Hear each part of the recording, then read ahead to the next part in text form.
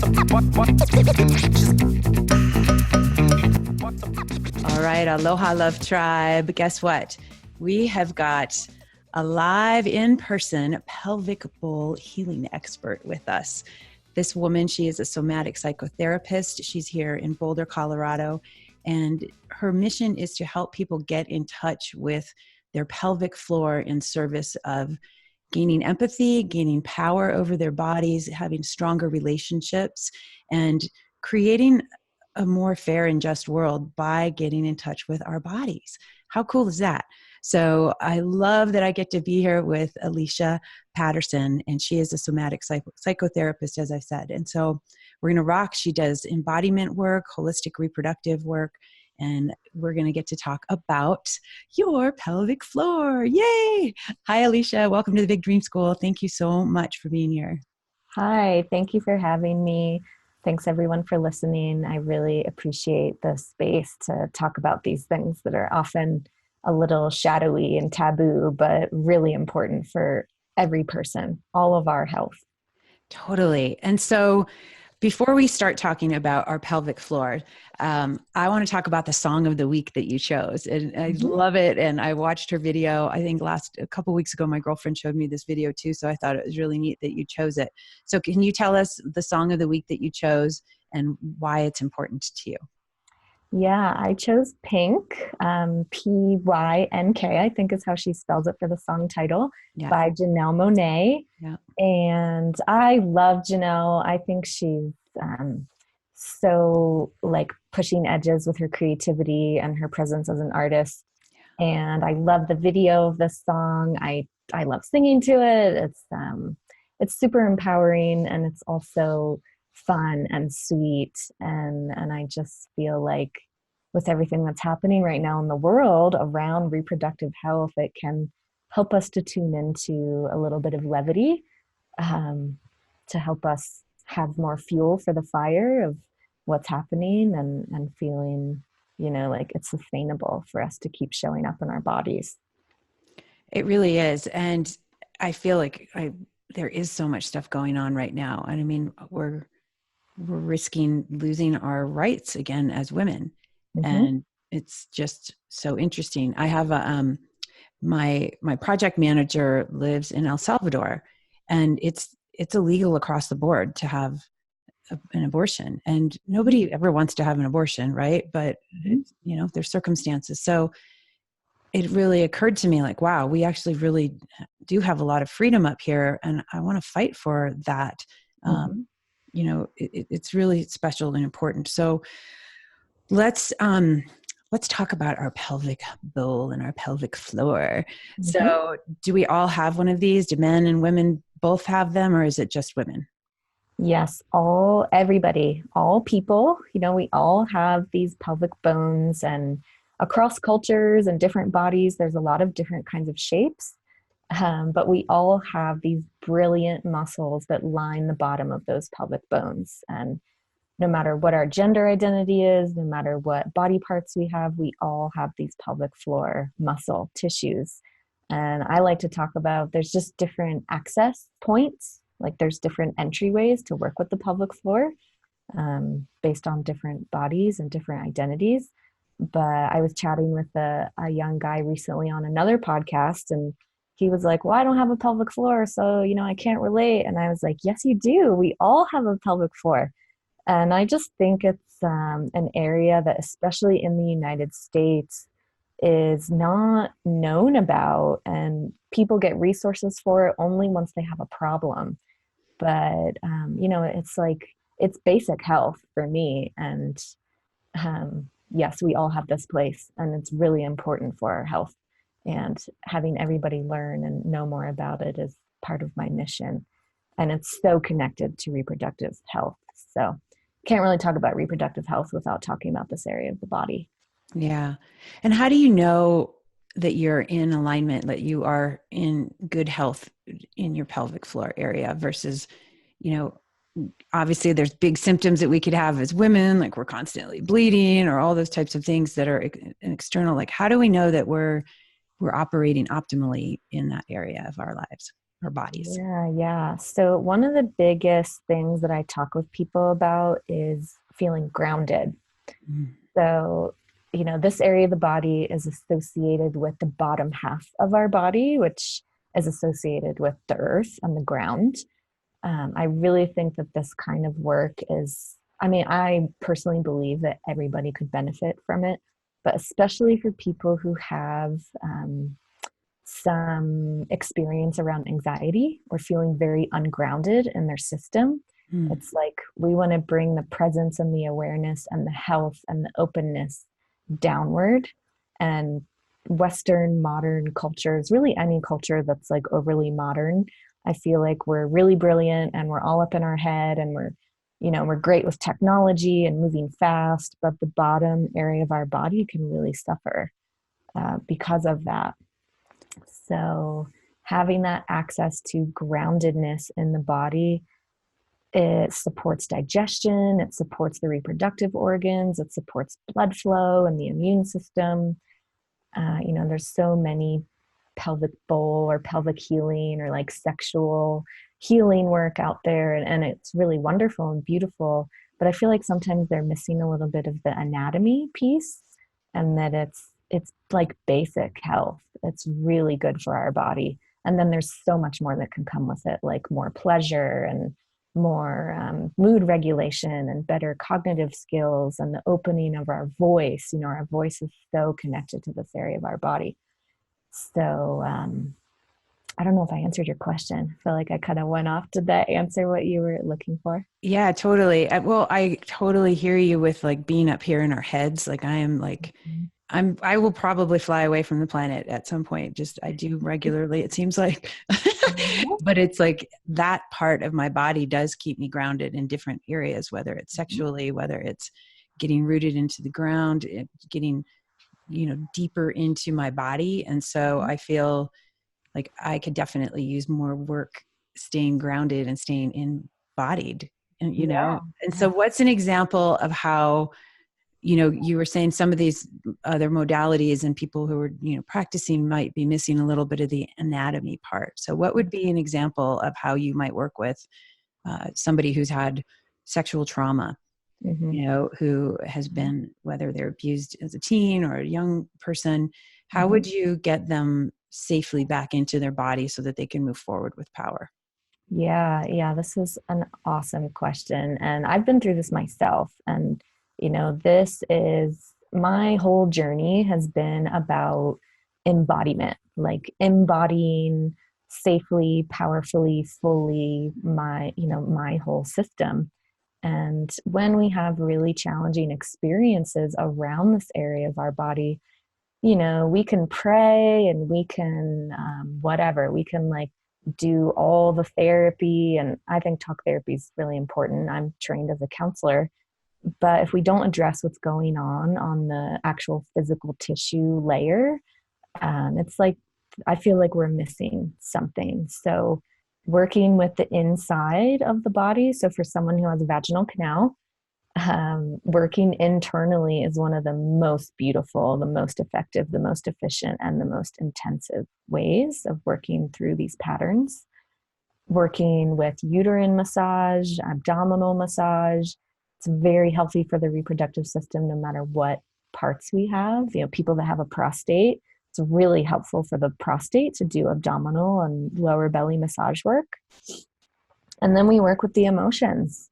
There's big emotional processes that often happen, and this is why I work individually with people. So I am a counselor, but I'm also a body worker. I have two kind of separate practices that I run, and it's like there's no one that I've worked with where there hasn't been an emotional process. It's like our emotions live in our body. When we work therapeutically with this area of our body, whether it's with ourselves or with a partner or with a practitioner, an emotional release will often happen. And sometimes it's very connected to an event or something that happened when we were young, or, everything from something that's kind of mild, like we fell on our tailbone and we have some pain, to the most serious, horrific stories of rape and violence. And the amazing thing is all of it can be addressed, and there's no person I've worked with where they've not had vitality and pleasure like come alive in their system. So Nice. that's my message for everyone who's listening. It's like, no matter what you've been through, it doesn't define you, and we're all capable of changing those patterns in our body, and it's so beautiful. So whatever level you're ready for, start to work with your body. That is my best encouragement, no matter where we are in our healing process, even if we're just starting to be aware that our body's like having some feeling, or there's some pain going on, or we feel very disconnected and we feel numb and we don't even know what's happening there. We all come in at different points of the journey. Yeah, so that's my thoughts. That's my short story answer to what you're asking about with trauma and healing. I love what you said. It really resonates about, no matter where you are, you can still go where you want to go. And starting with your body, to me, like, I always start up here. I never start with my body. I'm so guilty of not being, like I said, I'm not in my body a lot. And so learning about that body awareness, I think, and then just using that as, because this is the vehicle that stores everything, like you said, the issues are in the tissues, Yeah.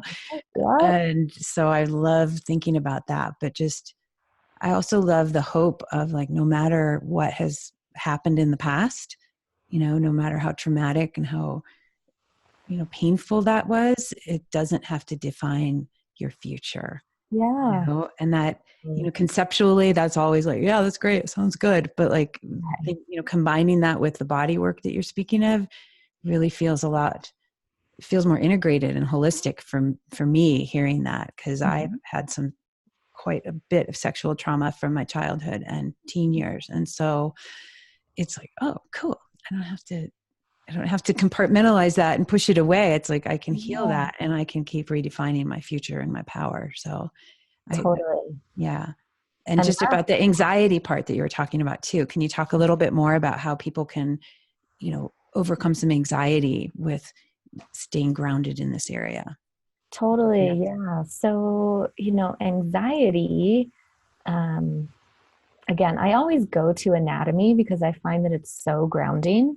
And especially for people who are very sensitive, or they have deep emotions, or they feel like very spiritual, learning about what's happening in the body. And, I'm all those things. So it's like, I'm very cerebral. I really love being up in my head. That's the way I lived most of my life. So there's no judgment from me about this. I'm just like, there are things that we can do. But anxious system is usually an overactivated nervous system. So the nerves, right? Nerves are electricity in the body. They're sending electrical impulses and really messages like fear, anger, love, joy, bliss, openness, numbness, whatever. So part of working with the pelvis is that we can access nerves directly internally, and wired, bound, like super strung out nerves can be softened and opened, and that can really change what's happening in the nervous system, and it can impact the mind and brain function. Neuroscience is just starting to really have its place in all of our learning and our understanding about mood and mental struggles. And it's like, when we address the body, there's so much that often happens around mental health that can change. And anxiety and depression, they're really like two sides of the same coin in my mind. I have a long history with mental health work, so I like talking about mood stuff. And anxiety is a manifestation in my mind of a system that needs more ground. So when we work with the bottom of the body, we're like by nature addressing that need for more ground in the system, and providing. And I've been through like deep stuff around this. I came into this world as a pretty anxious being, so I've had major shifts for myself around this. And I always talk about this type of therapeutic work, this like It's been the most efficient healing tool that I've ever done. And I've been in the self work world for a really long time, just like grasping kind of desperately at like something to help me feel better Mm-hmm. and to change what was going on in my life. And, this is no joke. Like working on the inside of a body cavity is totally different than any other kind of body work or any, whatever. It's like, it's kind of like being on a different planet in the healing world in my mind. Yeah. But it's so effective. It's like, I feel like we're just missing a huge opportunity if we don't go in this direction. But there are very many ways to like introduce that to ourselves really slowly if that's what we need.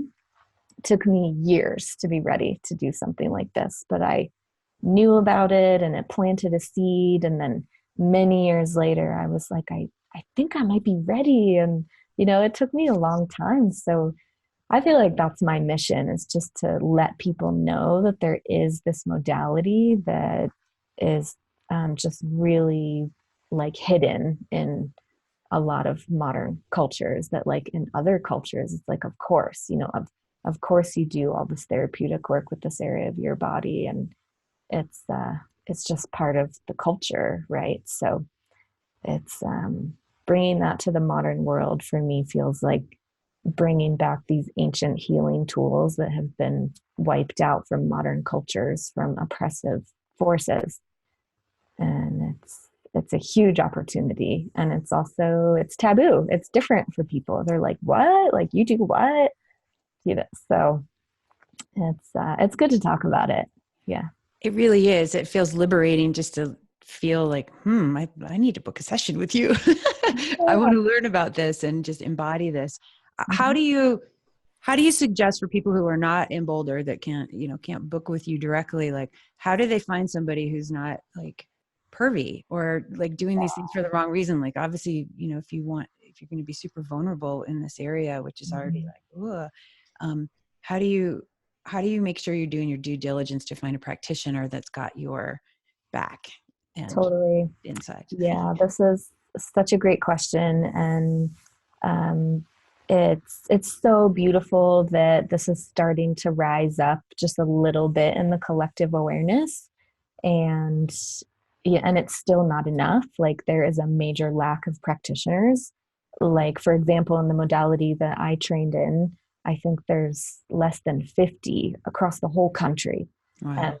3 are in Colorado. So it's like there are some places where there's absolutely no one.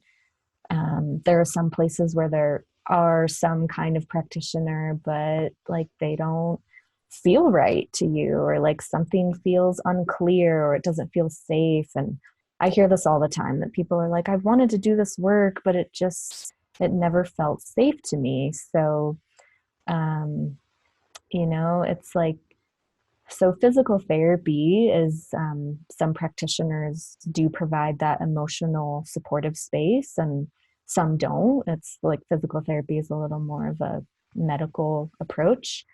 And then there are some body workers who say that they work with the sexuality process and like sexological body work. And I think that in that field of work, there are some practitioners who are doing amazing things and they're super skilled. And then there are some practitioners that, in my opinion, probably should not be practicing. So, So how do you discern, like, because you're a psychotherapist, a mhm, somatic psychotherapist, and a body worker, which are mhm, two, powerful modalities. I get yeah, like, don't maybe not just work with the body worker, because you said, obviously, all this emotional stuff is going to come up and you're going to need to mhm, be in the care and the hands of somebody who can guide you through that without re-traumatizing you and just, okay, right, bye-bye, you're done, have a nice day. right, Like, yes. yeah, you've really got to have somebody who's got, I think it sounds like both sides of the coin. For um, sure. I really recommend that. I pull a lot on my counseling training when I'm doing body work, even though it's not, quote unquote counseling. And ask what their training is. Ask what their process of consent is like. Ask what their communication, like what are their boundaries? Like what does this work actually look like to them? Do they use gloves? What is their paperwork process like? Like what is their intake process? If they don't have clarity about any of that, if they don't have paperwork. If they don't know how to talk to you about all of this, I'd say maybe learning about doing some work with yourself first and then finding a practitioner. I mean, this is a huge thing. There's such a shortage of great practitioners, and that's actually why I'm putting together some online products so that people can learn about how to do this with themselves with tools. And accessing a practitioner is really like the ultimate of the ultimate experience. So there are so many people that want access to this work who don't have access to a practitioner, but they want to learn more. And the amazing thing about the online learning world is that there are opportunities to start to access a little bit more of that, and based on wherever you are, as long as you have internet access. But it breaks my heart that I have great answers for how to assess people, and I don't have great answers for, well, what if I do if there's no practitioner for me? I'm like, I wish I could see everybody like all day, every day, right? So it's something to be aware of, that there might not be someone in your area, or if there is, you might have to travel a little farther, and you want to be like really asking them about how their process goes.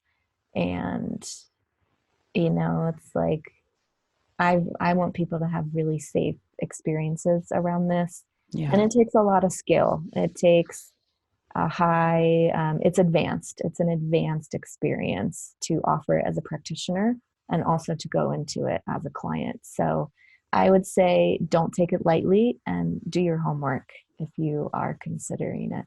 Cool. Mm-hmm. And so let's talk about this week's 7-day experiment. Mm-hmm. So we were talking about a little earlier before the interview, like what would be a valuable experiment, a tool that people can practice with that will help get them more in touch with their power, their pelvic floor, that will help them get closer with their partner and with themselves and feel just stronger in this world. What do you think? What would you suggest that everybody gets to do a little bit each day? Yeah. So, basic pelvic floor connection, like through a practice, is a Kegel or a Kegel, depending on how you say it. And it's the practice of lightly contracting and engaging and then letting go of these muscles. It's like a bicep curl for the pelvic floor. And the way that we do that is as if we're stopping urine flow. So we feel that part of our body pull up and in a little bit. I'm doing it right now. Mm-hmm, me too. We can all do it together as we're listening. All right. Okay, let's do it. And you might notice it's really common for there to be, it's challenging. It can feel like there's a little bit of weakness, or it can feel like, whoa, like that's kind of uncomfortable. Maybe there's a little bit of tension. And just to be really curious and compassionate with ourselves, no matter what's happening. And then we can also soften the pelvic floor by bearing down a little bit, like we were going to have a bowel movement, or push out a little bit of blood. And that blooms the pelvic floor down toward the floor like a flower. And, that's like a very light touch. It's non-invasive. That's probably the easiest way. We all go to yoga and they're like, engage your pelvic floor. And I think most people don't even know what that means. I didn't use, I was like, what's she talking about? So for people who want to work with the actual physical contact, if you reach just slightly into the vaginal canal and you press over to one side, and you can like really press over. Some people are so gentle that they're not really moving at all. And just notice what you feel. You might feel pain, you might feel pleasure, you might feel numbness, you might notice an erratic pulsing. There's so much going on here. And you can also reach underneath the testicles for the perineum and just pressing along the perineum. So, that I think that's a good place to start. And you can do that every day, once a day for like 2 minutes for a week, and see how it feels, see how it goes. All right. Awesome. And so with everybody with the Big Dream School, this new format that we're working on is really aligning ourselves with the bigger dream of the planet. And for me, that means for all life to co-thrive in delicious harmony. And I believe that when we align our big dreams, our individual big dreams, to live happy lives, to be safe and, have fulfillment in all areas. When we align this with the big dream of the planet, we can solve the world's most difficult goals and challenges. And what I'm learning is the United Nations 17 Sustainable Development Goals are such a cool format for us to all come together and pick something that resonates with you, pick a few. And so for this week, the goal, again, we're here to educate and inspire and give you guys action steps that you can take to move the needle forward on your dreams. And we chose number 3, the UN SDG number 3, good health and well-being. And so obviously, having our reproductive systems in optimal health is super important. So, we're tying in the experiment and the theme of the podcast with this. And so we're talking also, each week we're going to talk about an organization that we think is doing good work on the planet and in relationship to the SDGs. And so the organization we chose is called Pathfinder International, and they are a global nonprofit, and they focus on reproductive health, family planning, HIV and AIDS prevention, and maternal health. And so, if you guys like them, go check them out. If you have another organization, but my goal is to use the glitter of love and sparkles and get you guys inspired and excited. And if one person listens to this podcast and picks up the phone and makes a difference because they went to go align themselves with an activist or with an organization, or if you do this experiment and you realize whoa, I'm going to heal myself from sexual trauma, and now I'm going to have a great relationship with my partner, you're going to send ripple effects out there to this planet. And it works. And if, like I said, if one person gets to make a little bit of a difference, it's going to affect all of us. And so my wish for all of us is that find whatever that sparkle is for you, take action on it, and let's move this beautiful needle forward on the big dream of our planet. And so this is so cool. So thank you so much, Alicia. Where can everybody find you? Yeah, so I'm currently in the process of overhaul with all my web stuff. So, just know I'm in a little bit of a transition there, which is actually really cool. But my website is yourinnerpower.org. My website has a lot of information. It has my Facebook stuff. You can also just Google my name, Alicia Patterson, therapist or pelvic floor. You should get some good hits from me there. And I'm on social media and Facebook and Instagram. Those are my 2 choices for now, but probably going to the website would be the best hub. And you can contact me through there. You can reach out, send me a message, whatever. I really just want people to know that they're not alone with all of this. I get so many messages of this is what's going on in my body and I don't know what to do. And the medical system just has not supported me. What do you suggest? And I welcome those messages. So don't hesitate to reach out, and just know that there are resources available, and they are pretty underground in some ways, but they're starting to come up into really being viewable for the masses, which is so exciting. And there are amazing tools available to you no matter what's going on with your body. So that's my plug, is if something's going on with your body, educate yourself, reach out for help. Don't go into despair, go into action. Like you're saying, move that needle, and it's effective. It works. And I've been through some shit with all of this. So if I can do it, you can do it. Yes. And totally. That's so awesome. All right. Thank you so much. This has been such an honor. I've learned so much, and I hope all of you dream jockeys have learned a lot and are going to take some action for yourself and get yourself empowered and in connection with your pelvic floor in service of your big dream and being empowered on our planet. So thank you so much. How about everybody? Let's do a big inhale right now together, and we'll close out.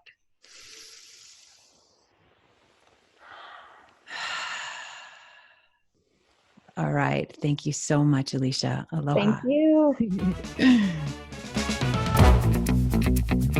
What